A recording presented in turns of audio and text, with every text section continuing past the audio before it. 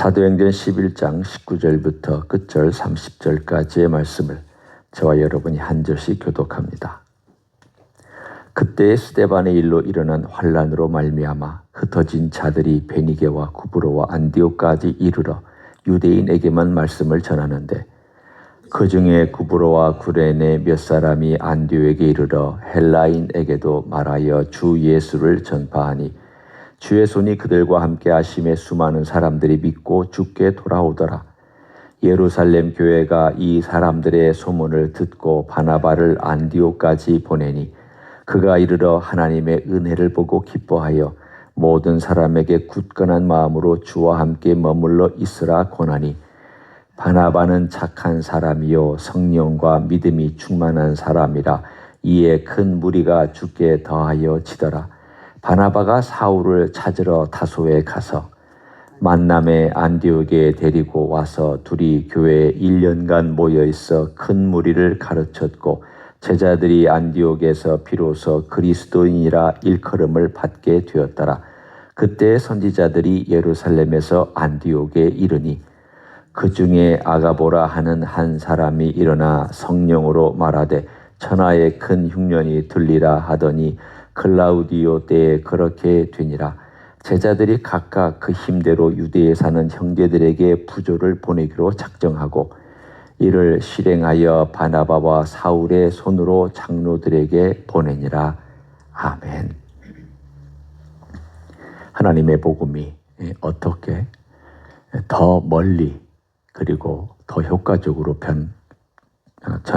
전달되었는지를 오늘 우리들에게 말씀해 주고 있습니다. 참 사람들이 어떤 때는 하나님의 뜻을 잘 알지를 못합니다. 어떤 때 환난이나 또 어려움이나 역경이 다가오면 그것 때문에 힘들어서 하나님 왜 이런 일들이 생기느냐고, 또 왜 이렇게 힘든 일들이 나에게만, 어떨 때는 나에게만 이렇게 있는 것 같이 느껴지냐고 그렇게 질문할 때가 있습니다. 그런데 뒤돌아보면 그 환난과 역경이 오히려 새로운 길을 열었던, 그리고 하나님의 은혜를 경험하게 해 주었던 기회가 된 적이 대부분입니다. 물론 어떨 때는 환난 때 은혜를 못 받고 막 헤매기도 한 때도 있었기 때문에 제가 대부분이란 말을 사용을 했습니다. 오늘 여기에도 보면 스데반의 일로 그 환난으로 말미암아서 사람들이 흩어졌다라고 되어 있습니다. 하나님이 흩으신 거죠. 하나님께서 스데반의 순교라고 하는 역경입니다. 한 사람의 순교입니다. 예루살렘 교회에는 핍박이고, 사실은 사람들이, 친했던 사람들이 흩어지니까 사실은 떠날 때 얼마나 마음이 아팠겠습니까? 여러분 그렇잖아요. 같이 이렇게 공동체를 이루고 살다가 늘 보고 있다가 갑자기 헤어져 버리면 마음이 힘들죠. 슬프고, 하나님 왜 이렇게 어려운 일을 우리에게 주셔서 각각 또 도망가게 만드는지. 그런데 하나님께서 이 일을 통해서 일하고 계시잖아요. 하나님이 흩으셨고요. 흩어진 사람들이 어디로 갔는지 그 대표적인 예가 베니게, 구브로, 안디옥이라는 도시들이 나옵니다. 여기 베니게는 지금의 레바논입니다. 옛날에 페니키아라고 하는 그 페니키아를 베니게라고 얘기했고요. 예수님께서 수로보니게 여인을 고쳐주셨던 그 지역이 바로 이 지역입니다. 옛날 가나안 칠족 속의 후예들이 살았던, 지금도 레바논은 바로 그 후예들이 도시를 이루고 요즘 전쟁 때문에 많이 폐허가 된 그 나라가 레바논입니다. 그 지역에 복음이 들어갔습니다. 지금도 레바논은 이슬람과 기독교인이 섞여 삽니다. 여전히 기독교가 있습니다. 그 도시가 바로 여기고요. 구레네라고 하는 곳은 지금의 리비아입니다. 이집트 옆에 있는 리비아입니다. 그러니까 복음이 어디까지 가는지를 여러분이 상상해 보십시오. 지금이야 빨리 갈 수 있지만 그 시대는 다 걸어 다녔습니다. 걸어다닌 그 사람들이 이집트도 아니고 이집트 옆 나라에 있는 그곳에 구브로의 구레네에 가서 오늘 복음을 전했다. 뿐만 아니라 구브로까지 간 베니게 구브로 또 구레네 이런 도시들이 계속해서 등장하는 것을 보면 구레네, 이 리비아, 구브로 말이 좀 비슷해서 저도 혼동됩니다. 예. 구브로, 지금의 키프로스 섬, 사이프러스 섬이라고 얘기하는 지중해 앞바다에 있는 큰 섬, 거기에도 복음을 전했습니다. 여러분이 이미 4장에서 알다시피 바나바가 구브로 출신입니다. 그러니까 이 섬에도 복음이 진작에 들어갔습니다. 그러니까 여러 이름도 없는, 그리고 뭐 누가 어떤 사람이 어떤 활동을 했는지 전혀 기록되지도 않은 이런 일들을 흩어진 그리스도인들이 했습니다. 그런데 이 사람들이 처음에는 어디 가서 복음을 전했냐면 회당과 자기들의 친척과 자기들과 똑같은 민족에게만 복음을 전했습니다. 그들이 많이 흩어져 있었지 않습니까? 참 하나님의 일하시는 게 참 묘합니다. 언제 흩어졌습니까? 이제 여러분이 역사를 거슬러서 한번 쭉 올라가 보셔야 됩니다. 언제 흩어졌냐면 예루살렘이 옛날 587년에 주전 587년에 바벨론에 의해서 멸망당했던 그때 많이 흩어졌습니다. 그리고 돌아왔죠. 5만 명이 돌아왔지만 대부분은 안 돌아왔습니다. 그럼 안 돌아온 사람들이 어디서 살았느냐? 이 사람들입니다. 이 후예들입니다. 전 로마 지역과 심지어는 페르시아 지역에 흩어져서 살고 있었습니다. 여기저기 자기들끼리 뭉쳐서 비즈니스도 하고 또는 여러 가지 생산에 종사하면서 살았던 그 많은 유대인들이 그야말로 한국 사람들이 지금 전 세계에 흩어져 있는 것처럼 흩어져 살고 있었습니다. 그들끼리 어느 정도 네트워킹이 있었습니다. 하나님께서 그 흩어진 유대인, 돌아오지 않았던 유대인들에게 복음을 전해서 그들이 유대 바깥의 유대인으로서는 첫 번째 선교사와 같은 역할을 하도록 만들어 주셨습니다. 우리는 비극이 어떻게 하나님의 일이 될지를 모릅니다. 그 500년이라고 하는 긴 세월이 지난 다음에 하나님께서 어떻게 이 지중해 전체를 통해서 일하고 계시는지를 우리는 짐작하지 못합니다. 누가 상상이나 했겠습니까? 그들이 남아있을 때에 우리는 그냥 유대인으로서 우리의 전통을 지키자. 회당 만들고 우리의 율법을 지켜나가는 데 있어서 구약을 끝까지 지키자.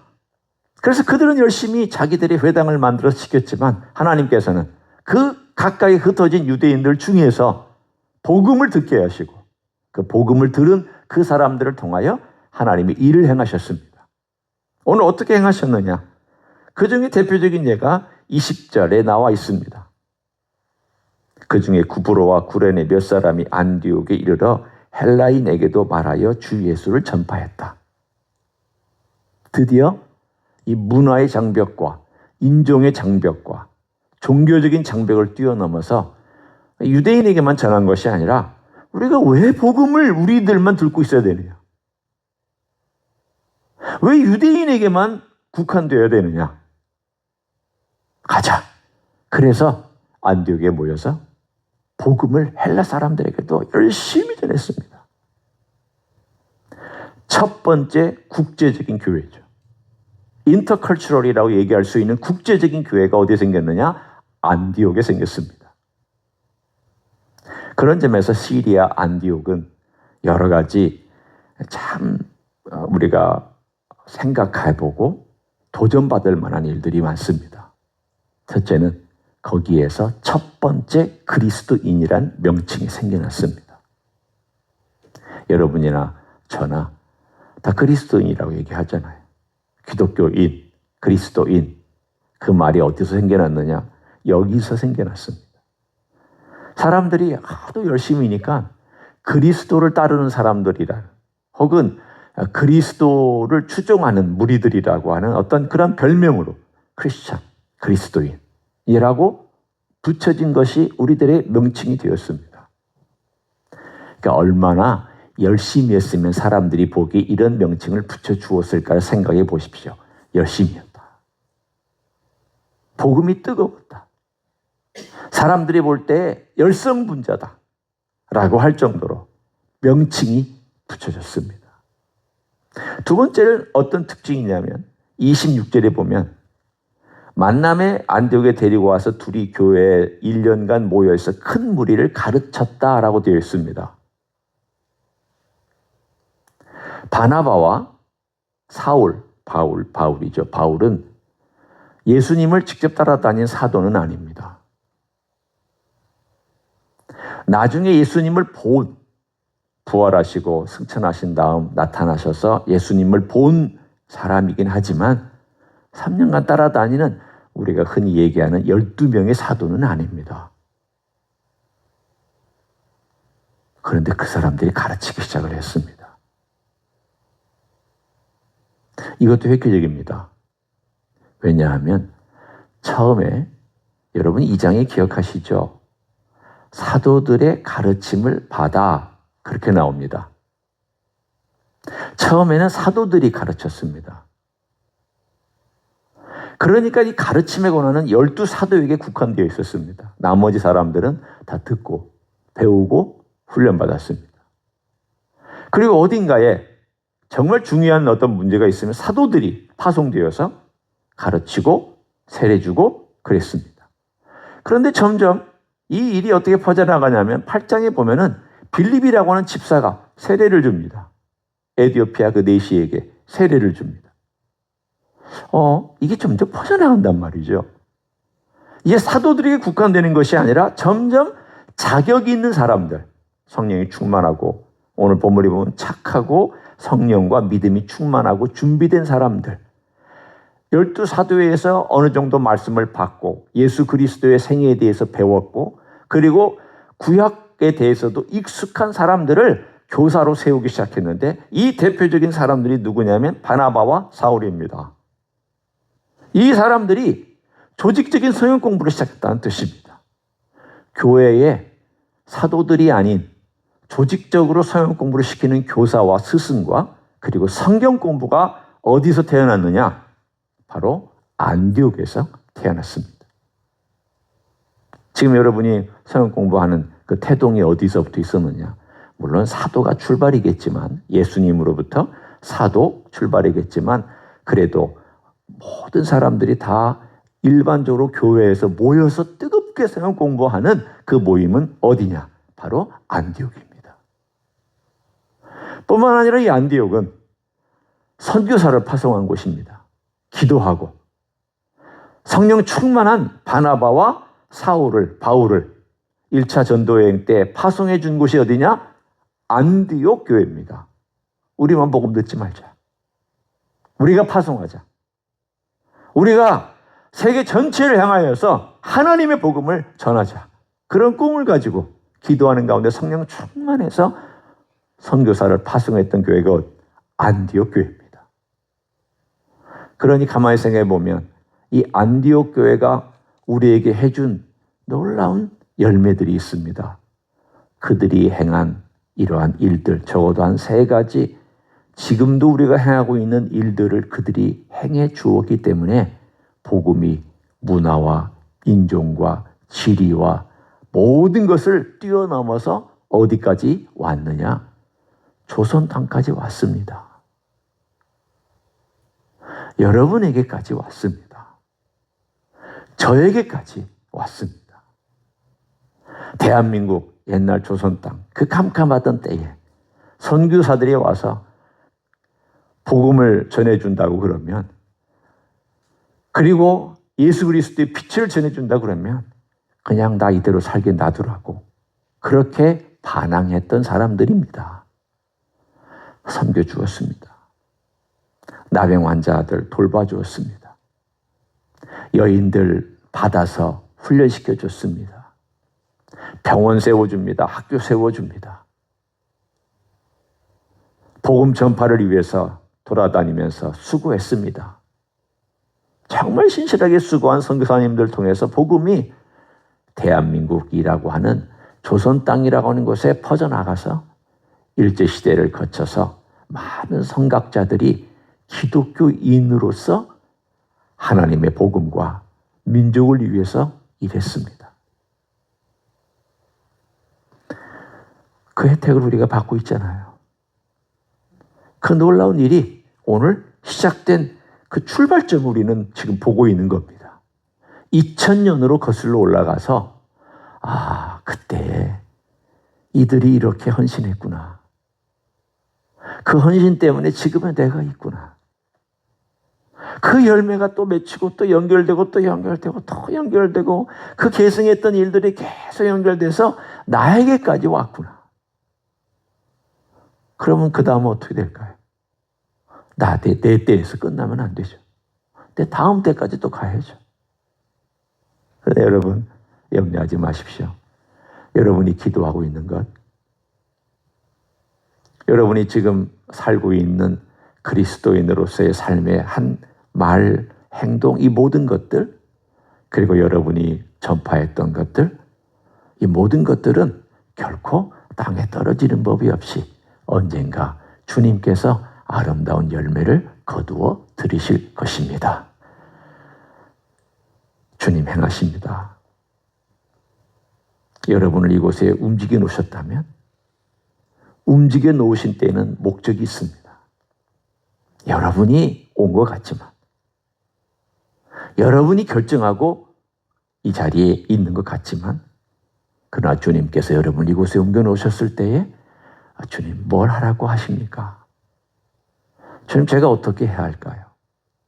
제가 누구를 위해서 기도하고 무엇을 위해서 일하고 내가 무엇을 위해서 헌신하고 내가 무엇을 위해서 해야 할까요? 그 중심에 우리 주 예수 그리스도가 있게 해주시고 예수 그리스도의 복음이 있게 해주시고 그리고 그 복음을 전하는 저 마음속에 성령의 충만한 열정과 역사가 있게 해달라고 그렇게 기도하시면서 오늘도 주님 앞에 나아가는 여러분 되시길 예수님의 이름으로 간절히 축원합니다. 기도하겠습니다. 주님 고맙습니다. 초대교회 안디옥 교회가 놀라운 일을 행하였습니다. 문화와 인종과 언어의 장벽을 뛰어넘어서 헬라인에게도 복음을 전하고 그들이 복음을 들은 다음 교회 안에 들어와서 안디옥 교회는 처음으로 인종적으로 섞여서 예배를 드리는 교회가 되었습니다. 가르쳤습니다. 그리고 훈련했습니다. 선교사를 파송했습니다. 이 놀라운 일이 오늘 2000년이 지난 지금까지 우리에게 이어져 오고 있음을 감사를 드립니다. 주님이 행하셨습니다. 성령께서 인도하셨습니다. 지금도 성령님은 그러한 교회와 그러한 사람들을 통하여 일하고 계심을 믿습니다. 우리가 또한 그러한 주님의 쓰임받는 도구가 되기를 원합니다. 성령 충만한 삶이 되기를 원하며 그리스도를 자랑하고 전하는 하나님의 종들이 되게 하여 주시옵소서.